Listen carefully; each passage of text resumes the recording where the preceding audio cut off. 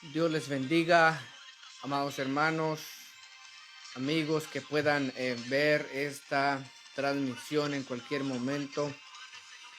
Quisiera compartir en esta oportunidad nuevamente acerca de la palabra del Señor, compartir el Evangelio, compartir nuevamente la reflexión y un pequeño estudio acerca de la epístola del apóstol Pablo a Timoteo. Y quiero en esta oportunidad compartir, amados hermanos, continuar con el verso 14 al 16 del capítulo 3. Pero quiero compartir una alabanza que me ayuda a adorar al Señor siempre también.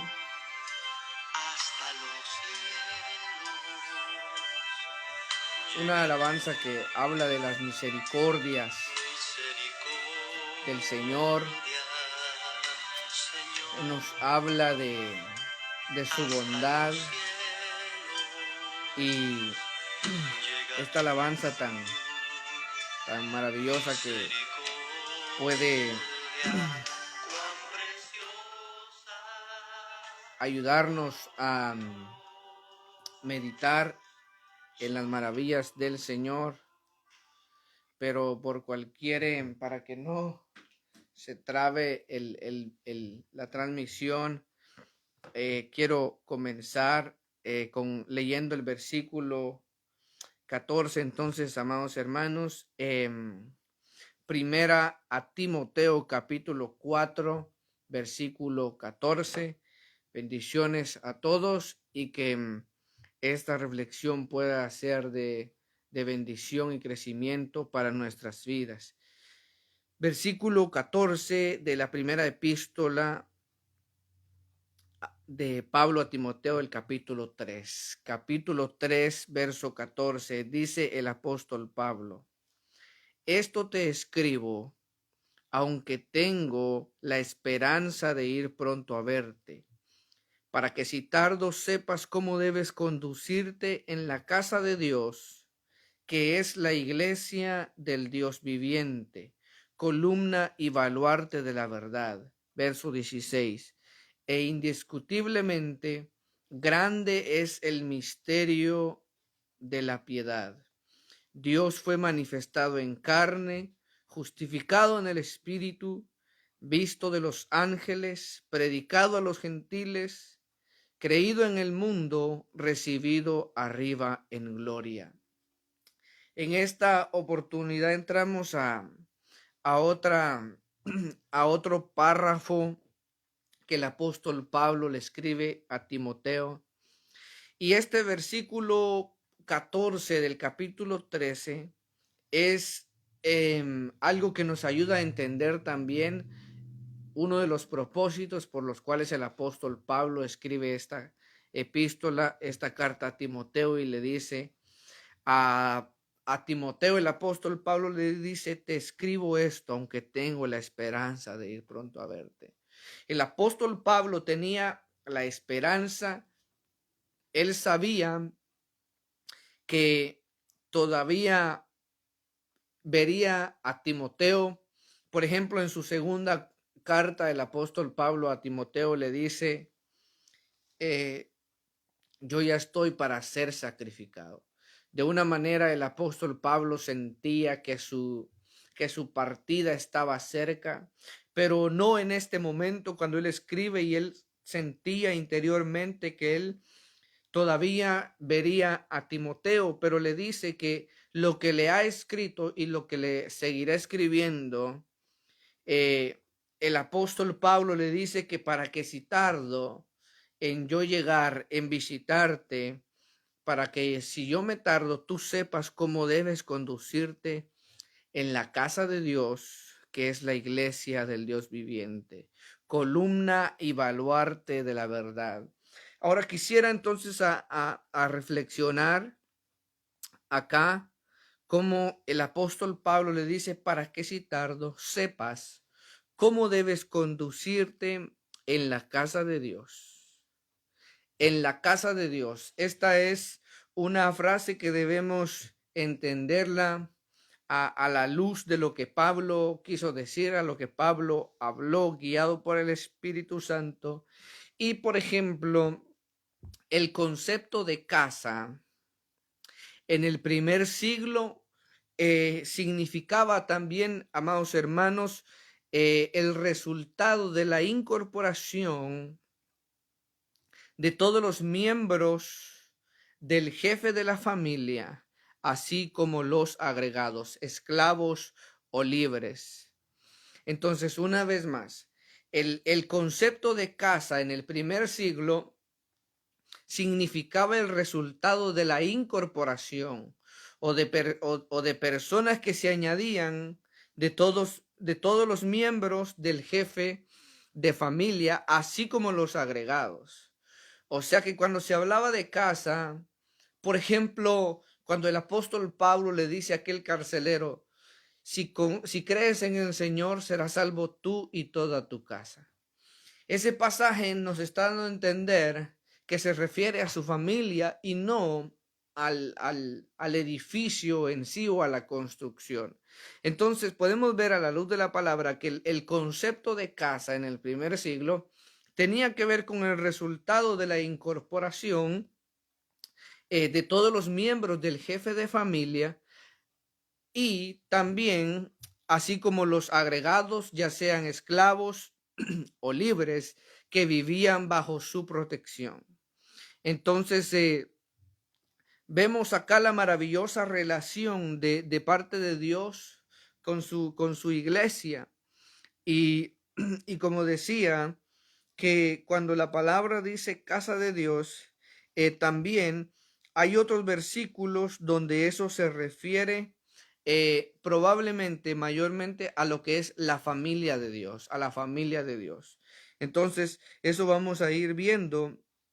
Eh, como decía, tiene más que ver con la familia de Dios, con los miembros de esa casa antes o en lugar de lo que es la casa o templo físico. Entonces, por ejemplo, en esos tiempos, habían muchas cosas, por ejemplo, en, en versículos como Efesios 2.9, voy a leer qué dice Efesios 2.9 así brevemente. Efesios capítulo 2 y el versículo 9. Efesios 2.9 dice, quiero ver bien, Efesios 2.19, es Efesios 2.19 donde dice, así que ya no sois extranjeros ni advenedizos, sino conciudadanos de los santos y miembros de la familia de Dios. Miembros de la familia de Dios. Eso es lo que Pablo le está diciendo a Timoteo, para que si yo tardo, tú sepas cómo debes conducirte en la casa de Dios. O sea, en la familia de Dios, en el pueblo de Dios, que es la iglesia, ¿se da cuenta? Que es la iglesia. Y la iglesia no es en sí el edificio, sino la iglesia son los miembros de la familia de Dios. Entonces, que dice el apóstol Pablo aquí, la iglesia del Dios viviente, la iglesia del Dios viviente. Entonces, vemos cómo aquí el apóstol Pablo le dice a Timoteo que él sabrá cómo conducirse a través de lo que le está escribiendo, guiado por el Espíritu.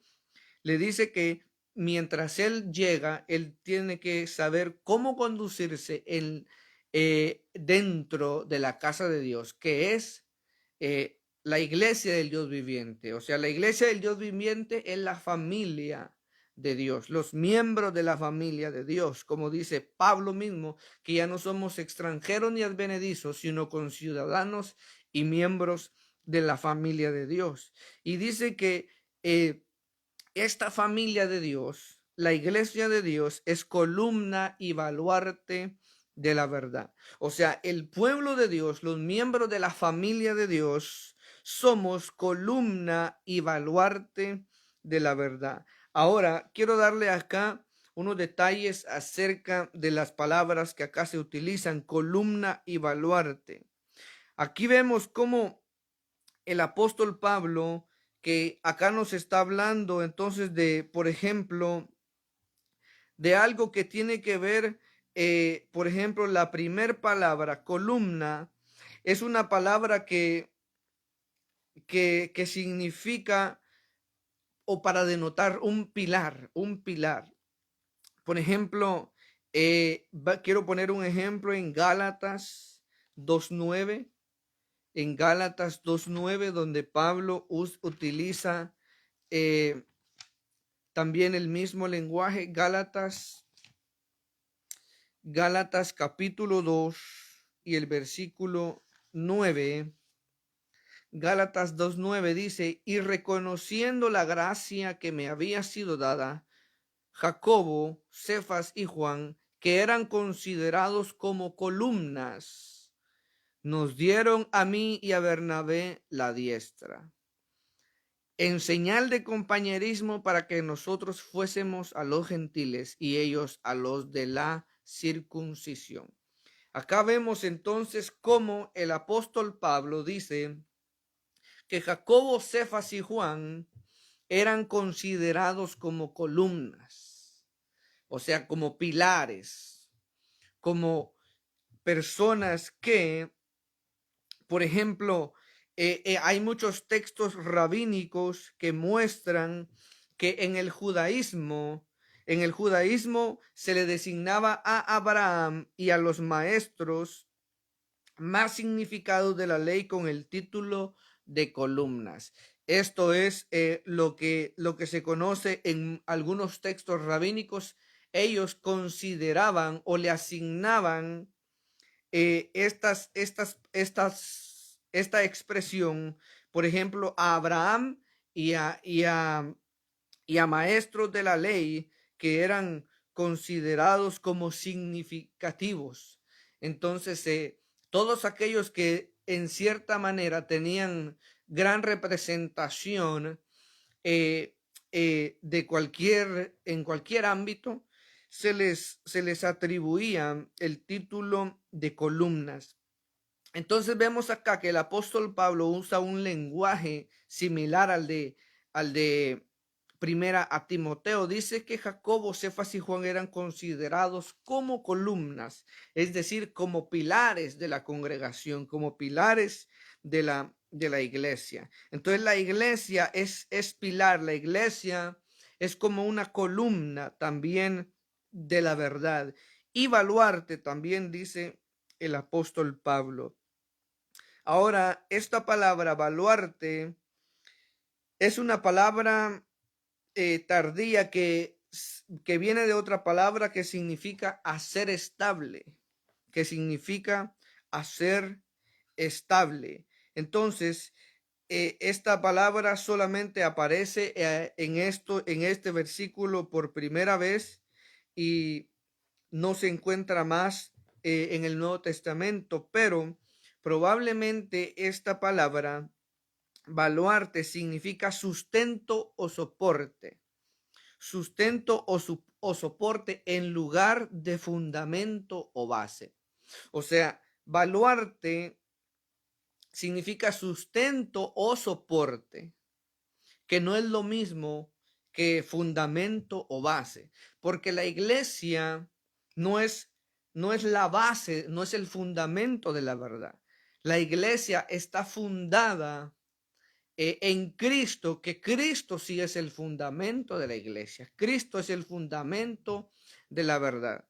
Entonces, cuando vemos acá esta palabra columna y baluarte, o sea que la iglesia del Dios viviente, la familia de Dios, es como un pilar y baluarte y soporte de la verdad. ¿Por qué soporte de la verdad? Porque en cierta manera la iglesia es llamada o es ordenada por el Señor a exponer la verdad del Evangelio, a predicar la verdad del evangelio. Entonces, pero la iglesia no es el fundamento de la verdad. El fundamento de la verdad es Cristo, es la palabra y solamente la palabra del Señor. Entonces, hay otros pasajes que nos hablan o que nos muestran la diferencia de fundamento y de soporte.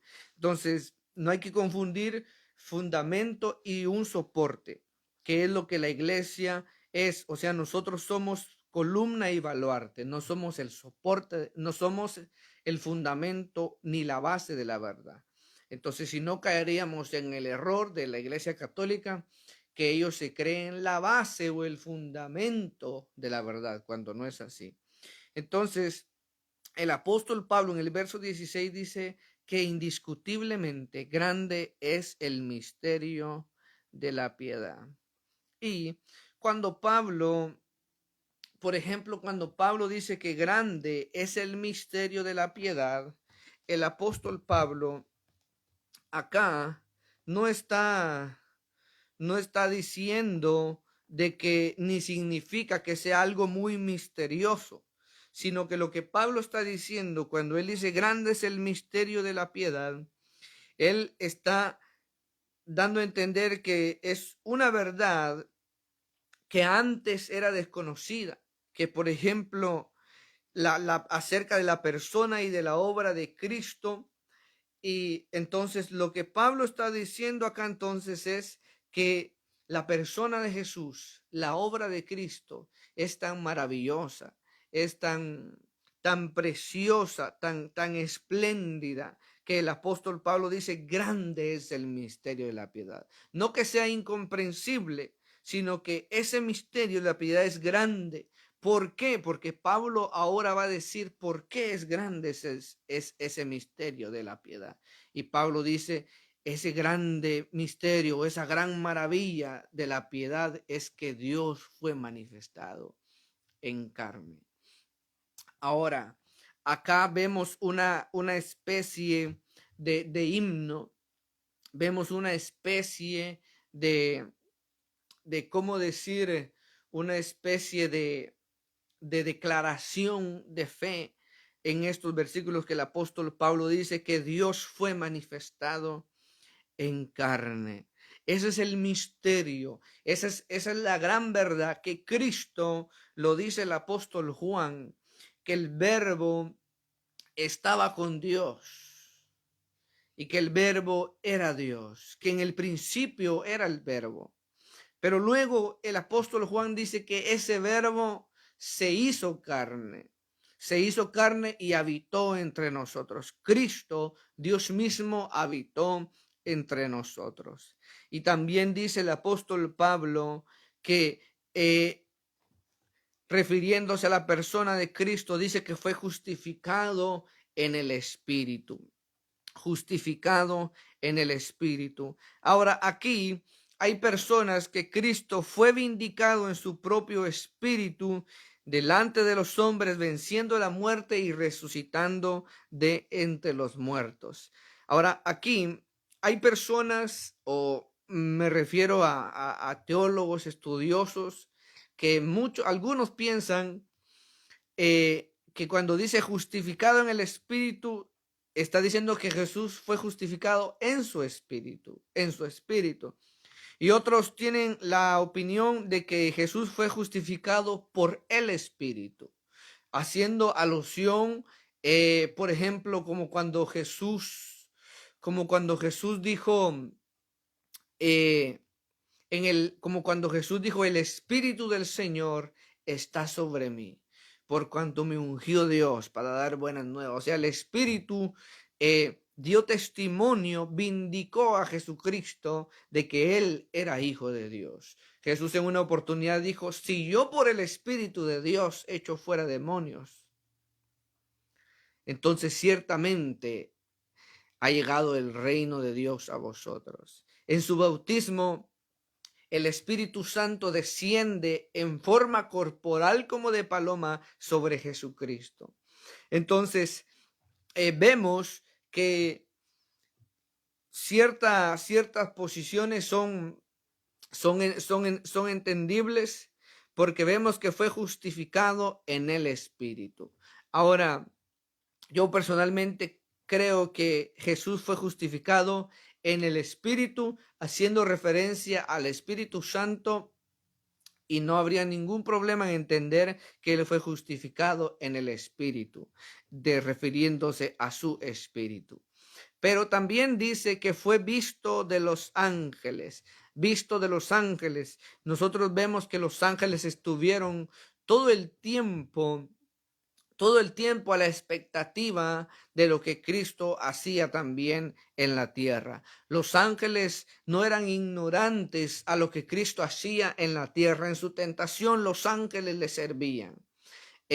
Cuando Cristo en una oportunidad estaba orando, un ángel vino y le fortaleció.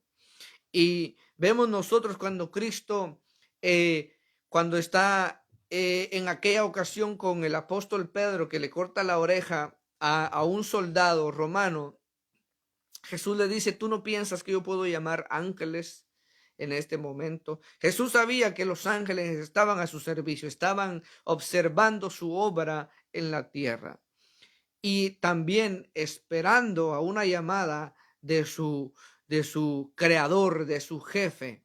Entonces Jesús fue visto por los ángeles en la resurrección. En aquella oportunidad, aquella mujer llegó temprano y le dijo el ángel a esta mujer, le dice: ¿por qué buscas entre los muertos al que vive? Porque él no está aquí, él ha resucitado. Así que los ángeles fueron testigos de la obra de Cristo. Cuando Cristo asciende, unos ángeles, unos varones se presentan cuando los apóstoles están mirando al cielo. Los ángeles, estos dos varones le dicen: ¿por qué estáis mirando al cielo? Este mismo Jesús que le habéis visto ir así en las nubes, así volverá también. Así que los ángeles vieron la obra de Jesucristo. También dice: predicado a los gentiles. ¿Por qué predicado a los gentiles? Esto significa que fue predicado a toda la creación, y no solo a los gentiles en el sentido de contrastarlo con los judíos, sino que Pablo también él había proclamado el evangelio entre los gentiles más que en ningún otro pueblo. El apóstol, en muchas ocasiones se le es llamado el apóstol de los gentiles, enviado a los gentiles. Así que vemos que Cristo fue predicado a toda, y ha sido predicado y se está predicando y se seguirá predicando a toda raza, nación, pueblo y lengua. También dice: creído en el mundo. Creído en el mundo no quiere dar a entender creído por todo el mundo, sino que creído en el mundo se refiere a que muchas personas recibieron el mensaje, siguen recibiendo el mensaje y seguirán recibiendo el mensaje del evangelio, del misterio de la piedad, que Dios fue manifestado en carne, que Cristo vino al mundo para salvar a aquellos por los cuales él se entregó. Así que vemos también que Cristo ha sido creído en el mundo, porque el evangelio de Cristo se ha expandido, dijo el apóstol Pablo a los tesalonicenses. Vuestra fe en Dios se ha expandido de tal manera que yo no tengo nada que hablar, porque todos los vecinos, a la gente alrededor, habla de cómo ustedes se convirtieron de los ídolos para servir al Dios vivo y verdadero. También dice el apóstol Pablo: recibido arriba en gloria. Bendito Jesús. Aquí vemos que el apóstol Pablo habla entonces de cómo la ascensión de Cristo ha sido recibido Cristo arriba en gloria. Así que, amados hermanos, vemos esta gran maravilla de cómo Cristo ha sido recibido arriba en gloria. Y un día todos nosotros también seremos recibidos. Cuando Él venga por nosotros, seremos recibidos juntamente con Él para estar con el Señor siempre. Y qué maravilla lo que el apóstol Pablo le dice a Timoteo: si yo tardo, tú sabrás cómo debes conducirte en la familia de Dios, en la casa de Dios, entre los creyentes, para que tú sepas cómo debes conducirte entre este maravilloso pueblo que antes éramos extranjeros y advenedizos, dice el apóstol Pablo, pero ahora ya no somos extranjeros ni advenedizos, sino ahora somos conciudadanos y miembros de la familia de Dios. Por lo tanto, el gran misterio de la piedad radica en que Dios vino al mundo, habitó entre nosotros y vimos su gloria, gloria como del unigénito del Padre, lleno de gracia y de verdad. Así que, amados hermanos, he concluido con esta parte del capítulo 3 de la primera epístola del apóstol Pablo a Timoteo, y que este maravilloso himno, esta maravillosa declaración del apóstol Pablo nos ayude a anclarnos cada día más en la palabra del Señor. Y antes de terminar, yo quisiera leer estos mismos versículos en la Nueva Traducción Viviente. Quiero ver cómo dice esta traducción. El apóstol Pablo dice en el verso 14 al 16: aunque espero verte pronto, te escribo estas cosas ahora, para que si me retraso, sepas cómo deben comportarse las personas en la familia de Dios. Esta es la iglesia del Dios viviente, o sea, la familia. Esta es la iglesia del Dios viviente, columna y fundamento de la verdad. Sin duda alguna, el gran misterio de nuestra fe es el siguiente: Cristo fue revelado en un cuerpo humano y vindicado por el Espíritu. Fue visto por ángeles y anunciado a las naciones. Fue creído en todo el mundo y llevado al cielo en gloria. Qué maravilla de que el gran misterio de nuestra fe, el centro del evangelio es que Cristo se hizo carne, Dios se hizo carne, habitó entre nosotros con un cuerpo humano, vino en representación para representarnos delante del Padre, para poder a través de su sacrificio nosotros ahora ser llamados miembros de la familia de Dios. Ahora, como dice el apóstol Juan, a lo suyo vino y los suyos no le recibieron, mas a todos los que le recibieron y creen en su nombre, Dios les dio potestad de ser llamados, hechos, autorizados hijos de Dios. Aleluya. Que el Señor les bendiga y nos vemos en una próxima oportunidad, comenzando con el capítulo 4 de la primera epístola del apóstol Pablo a Timoteo. Bendiciones.